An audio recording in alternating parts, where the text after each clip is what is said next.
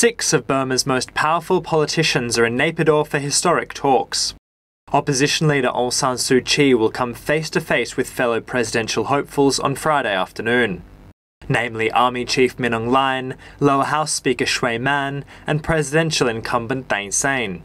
But Suu Kyi's bid rests on the possibility of constitutional change. The Nobel laureate has pushed for the showdown with the former military generals in the hope of breaking the charter reform impasse.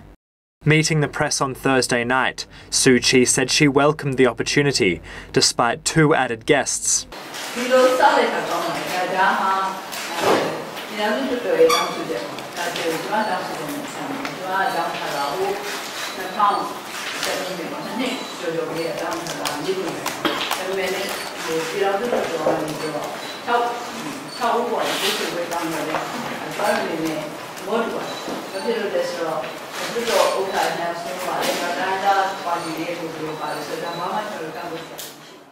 The additions see Suu Kyi pitted against 4 members of the ruling Union Solidarity and Development Party, as well as the leader of the army that backs it, meaning that the armed forces effectively have veto power over amendments to the constitution, which require a 75% parliamentary yes vote to pass.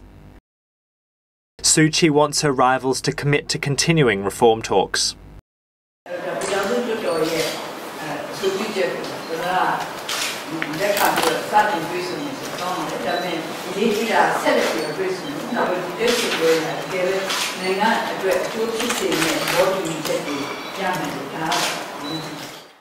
The National League for Democracy boycotted the 2010 election that installed the current government.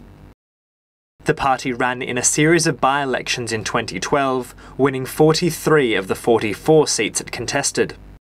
Suu Kyi has said that her party would not rule out boycotting the upcoming election set for November, should alleged bias against the National League for Democracy remain.